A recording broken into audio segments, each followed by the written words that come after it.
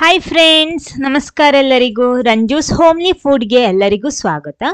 ಇವತ್ತು ನಾನು ಉಳಿದಿರುವ ಇಡ್ಲಿಯಲ್ಲಿ ಯಾವ ರೀತಿ ಒಂದು ಸೂಪರ್ ಆಗಿರುವಂಥ ಒಂದು ರೆಸಿಪಿ ಮಾಡ್ಬೋದು ಅಂತ ಹೇಳಿಕೊಡ್ತಾ ಇದ್ದೀನಿ.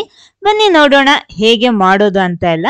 ಆಮೇಲೆ ನೀವು ಫಸ್ಟ್ ಟೈಮ್ ಈ ಚಾನಲ್ ನೋಡ್ತಿದ್ರೆ ಖಂಡಿತ ಒಂದ್ಸಲ ಚಾನಲ್ ಸಬ್ಸ್ಕ್ರೈಬ್ ಮಾಡಿ, ಅದರ ಪಕ್ಕದಲ್ಲಿರುವ ಬೆಲ್ ಐಕನ್ನು ಪ್ರೆಸ್ ಮಾಡಿ, ಅದರಲ್ಲಿ ಬರುವ ಆಲ್ ಆಪ್ಷನಿಗೂ ಕ್ಲಿಕ್ ಮಾಡಿ. ಹಾಗಿದ್ರೆ ಮಾತ್ರ ನಾನು ಹಾಕುವ ಹೊಸ ಹೊಸ ವಿಡಿಯೋಸ್ಗಳ ನೋಟಿಫಿಕೇಶನ್ ಎಲ್ಲ ನಿಮಗೆ ಕೂಡಲೇ ಸಿಗುತ್ತೆ. ಮೊದಲೊಂದು ಪಾತ್ರೆ ಬಿಸಿ ಮಾಡ್ತಾ ಇದ್ದೀನಿ ನಾನು. ಆಮೇಲೆ ಇದಕ್ಕೆ ನಾನಿಲ್ಲಿ 1 ಟೇಬಲ್ ಸ್ಪೂನ್ನಷ್ಟು ಬೆಣ್ಣೆ ಹಾಕ್ತಾ ಇದ್ದೀನಿ. ಬೆಣ್ಣೆ ಚೆನ್ನಾಗಿ ಕರಗಲಿ. ಬೆಣ್ಣೆ ಹಾಕಿದ್ರೆ ಚೆನ್ನಾಗಿರುತ್ತೆ, ರುಚಿ ಚೆನ್ನಾಗಿರುತ್ತೆ, ಅದಕ್ಕೋಸ್ಕರ ನೋಡಿ ಫುಲ್ ಆಗಿ ಕರಗಲಿ. ಆಮೇಲೆ ಇದಕ್ಕೆ 1 ಟೇಬಲ್ ಸ್ಪೂನ್ ಎಣ್ಣೆ ಕೂಡ ಹಾಕ್ತಾ ಇದ್ದೀನಿ. ನಾನಿಲ್ಲಿ ತೆಂಗಿನೆಣ್ಣೆ ಉಪಯೋಗಿಸಿರೋದು. ಆಮೇಲೆ ನೋಡಿ ನಾನಿಲ್ಲಿ ಒಂದು 7 ಇಡ್ಲಿ ತಗೊಂಡಿದ್ದೀನಿ. ಅದನ್ನ ಈ ರೀತಿ ಸಣ್ಣಕ್ಕೆ ತುಂಡು ಮಾಡಿಟ್ಕೊಂಡಿದ್ದೀನಿ. ಅದನ್ನ ಇದರಲ್ಲಿ ಹಾಕ್ಬಿಟ್ಟು ಫ್ರೈ ಮಾಡ್ತೀನಿ. ಜಸ್ಟ್ ಡೀಪ್ ಫ್ರೈ ಅಲ್ಲ, ಈ ರೀತಿ ಮಾಡ್ತಾ ಇದ್ದೀನಿ. ನೋಡಿ ಫುಲ್ ಆಗಿ ಈ ರೀತಿ ತುಂಡು ಮಾಡಿಟ್ಟು, ನಿಮ್ಗೆ ಯಾವ ಶೇಪಲ್ಲಿ ಬೇಕಿರೋ ಅದನ್ನ ತುಂಡು ಮಾಡ್ಬೋದು, ಇಲ್ಲಾಂದ್ರೆ ಫುಲ್ ಆಗಿ ಬೇಕಿರೋ ಆ ರೀತಿನೂ ಫ್ರೈ ಮಾಡ್ಬೋದು. ನೋಡಿ ಒಂದು ಬದಿ ಫ್ರೈ ಆದ ಕೂಡಲೇ ಇದನ್ನ ತಿರುಗಿಸಿ ಹಾಕ್ಬಿಟ್ಟು ಇನ್ನೊಂದು ಬದಿ ಕೂಡ ಫ್ರೈ ಮಾಡ್ಕೊಳ್ಳಿ. ಈ ರೀತಿ ಅಂದ್ರೆ ಜಸ್ಟ್ ಒಂದು ಗೋಲ್ಡನ್ ಕಲರ್ ಬರಬೇಕು, ಆ ರೀತಿ ಜಾಸ್ತಿಯಾಗಿ ಫ್ರೈ ಆಗ್ಲೂಬಾರ್ದು. ನೋಡಿ ಈ ರೀತಿ 2 ಬದಿ ಕೂಡ ಚೆನ್ನಾಗಿ ಫ್ರೈ ಮಾಡ್ಕೊಳ್ಳಿ. ನೋಡಿ ಇವಾಗ ಆಗಿದೆ, ಫ್ರೈ ಆದಾಗಿ ಇದನ್ನ ತೆಗಿತಾ ಇದ್ದೀನಿ. ನೋಡಿ ಒಂದೊಂದು ಜಾಸ್ತಿ ಫ್ರೈ ಆಗಿರುತ್ತೆ, ಅದನ್ನ ಮೊದಲು ತೆಗಿತಾ ಇದ್ದೀನಿ. ನೋಡಿ ಈ ರೀತಿ ಇರಬೇಕು, ಇದನ್ನ ತೆಗಿತಾ ಇದ್ದೀನಿ.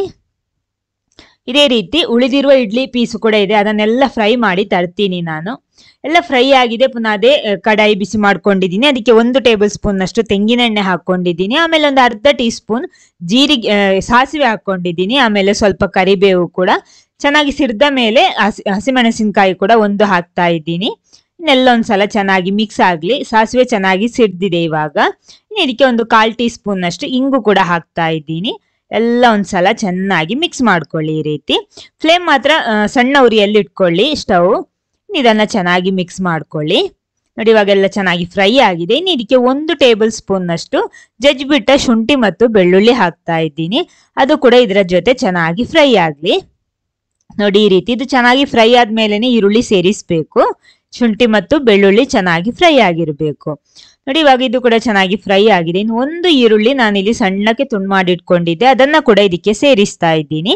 ಎಲ್ಲ ಕೂಡ ಒಂದ್ಸಲ ಚೆನ್ನಾಗಿ ಮಿಕ್ಸ್ ಮಾಡ್ಕೊಳ್ಳಿ. ಈ ರೀತಿ ಈರುಳ್ಳಿ ಕೂಡ ಚೆನ್ನಾಗಿ ಫ್ರೈ ಆಗ್ಬೇಕು, ಅದಕ್ಕೋಸ್ಕರ ನಾನಿಲ್ಲಿ ಸ್ವಲ್ಪ ಉಪ್ಪು ಕೂಡ ಹಾಕ್ತಾ ಇದ್ದೀನಿ. ಹಾಕ್ಬಿಟ್ಟು ಇದನ್ನ ಫ್ರೈ ಮಾಡ್ಕೊಳ್ಳಿ. ಈ ರೀತಿ ಚೆನ್ನಾಗಿ ಈರುಳ್ಳಿ ಎಲ್ಲ ಕಲರ್ ಎಲ್ಲ ಚೇಂಜ್ ಆಗ್ಬೇಕು. ಎಲ್ಲ ರೆಡಿ ಆಗಿದೆ. ಇನ್ನು ಇದಕ್ಕೆ ಅರ್ಧ ಕಪ್ ತುರ್ದಿಟ್ಕೊಂಡಂತಹ ಕ್ಯಾರೆಟ್ ಕೂಡ ಸೇರಿಸ್ತೀನಿ. ಇಲ್ಲಿ ನಿಮ್ಗೆ ಯಾವುದೇ ವೆಜಿಟೇಬಲ್ ತರಕಾರಿ ಸೇರಿಸಬಹುದು, ನಿಮ್ಗೆ ಇಷ್ಟ ಇರುವಂತದ್ದು. ಆಮೇಲೆ ಒಂದು ಟೊಮೆಟೊ ಕೂಡ ಸಣ್ಣಕ್ಕೆ ತುಂಡು ಮಾಡಿ ಹಾಕೊಂಡಿದ್ದೀನಿ. ಇದಕ್ಕೆ ಎಲ್ಲ ಕೂಡ ಒಂದ್ಸಲ ಚೆನ್ನಾಗಿ ಈ ರೀತಿ ಮಿಕ್ಸ್ ಮಾಡ್ಕೊಳ್ಳಿ.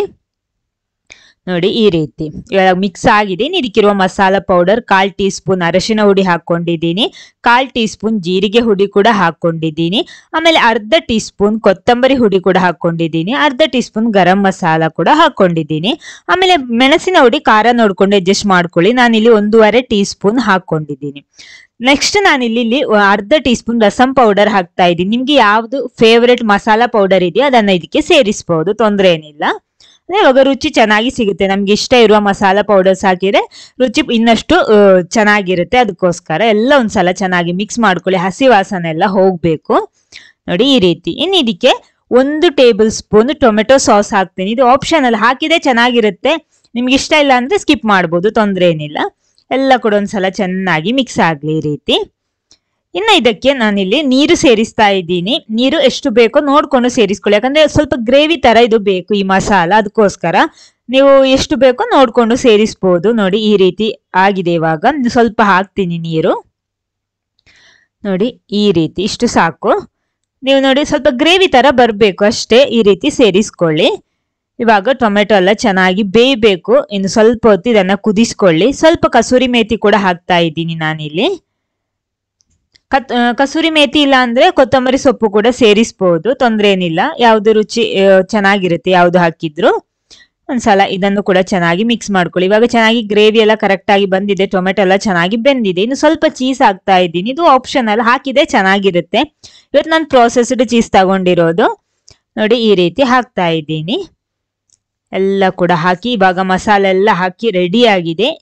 ನೋಡಿ ಇನ್ನು ಇದು ಸ್ವಲ್ಪ ಹೊತ್ತು ಕುದಿಲಿ. ನೋಡಿ ಮಸಾಲೆ ಎಲ್ಲ ಚೆನ್ನಾಗಿ ಕುದಿ ಬಂದಿದೆ, ಇವಾಗ ಕುದೀತಾ ಇದೆ. ಒಂದ್ಸಲ ಈ ರೀತಿ ಮಿಕ್ಸ್ ಮಾಡ್ಕೊಳ್ಳಿ. ರುಚಿಕರವಾಗಿರುವಂತ ಒಂದು ಮಸಾಲೆ ಇಲ್ಲಿ ರೆಡಿ ಆಗಿದೆ. ನೋಡಿ ಈ ರೀತಿ ಇದೆ. ಇನ್ನು ಇದಕ್ಕೆ ನಾವು ಅವಾಗ ಫ್ರೈ ಮಾಡಿಟ್ಟಿದ್ವಿ ಅಲ್ವಾ ಇಡ್ಲಿ, ಅದನ್ನ ಈ ರೀತಿ ತುಂಡು ಮಾಡಿ ಹಾಕ್ತಾ ಇದ್ದೀನಿ. ನಿಮ್ಗೆ ಯಾವ ಶೇಪ್ ಅಲ್ಲಿ ಬೇಕಿದ್ರು ಹಾಕೋಬಹುದು. ನಾನು ಇವಾಗ ಅದನ್ನ ಸಣ್ಣ ಸಣ್ಣ ಪೀಸ್ ಮಾಡಿಟ್ಕೊಂಡಿದ್ದೆ, ಅದನ್ನ ಹಾಕ್ತಾ ಇದ್ದೀನಿ. ಹಾಕ್ಬಿಟ್ಟು ಒಂದ್ಸಲ ಚೆನ್ನಾಗಿ ಮಿಕ್ಸ್ ಮಾಡಿದ್ರೆ ಸಾಕು. ಇನ್ನು ಸ್ಟವ್ ಆಫ್ ಮಾಡಬಹುದು. ಇದನ್ನೊಂದು ಸರ್ವಿಂಗ್ ಪ್ಲೇಟಿಗೆ ಹಾಕ್ತಾ ಇದ್ದೀನಿ. ಇದು ನಮಗೆ ಬೆಳಗಿನ ಬ್ರೇಕ್ಫಾಸ್ಟಿಗೂ ಮಾಡ್ಬೋದು ಅಥವಾ ಸಂಜೆ ಹೊತ್ತು ಟೀ ಜೊತೆನೂ ಮಾಡಿ ತಿನ್ಬೋದು. ತುಂಬಾ ಇಡ್ಲಿ ಎಲ್ಲ ಬಾಕಿದ್ರೆ ಪುನಃ ಅದನ್ನ ತಿನ್ನೋದಿಕ್ಕೆ ಅಷ್ಟೊಂದು ಚೆನ್ನಾಗಿರಲ್ಲ. ಹಾಗಿರುವಾಗ ಈ ರೀತಿ ಎಲ್ಲ ಮಾಡಿ ತಿನ್ಬೋದು. ಸ್ವಲ್ಪ ಗಾರ್ನಿಶ್ ಮಾಡೋದಿಕ್ಕೆ ಚೀಸ್ ಮತ್ತು ಸ್ವಲ್ಪ ಸೇವ್ ಎಲ್ಲ ಹಾಕ್ಬಿಟ್ಟು ಮಾಡ್ತೀನಿ. ಅವಾಗ ನೋಡೋದಿಕ್ಕೂ ಚೆನ್ನಾಗಿರುತ್ತೆ, ತಿನ್ನೋದಿಕ್ಕೂ ಚೆನ್ನಾಗಿರುತ್ತೆ. ನೋಡಿ ಈ ರೀತಿ ಇರುತ್ತೆ.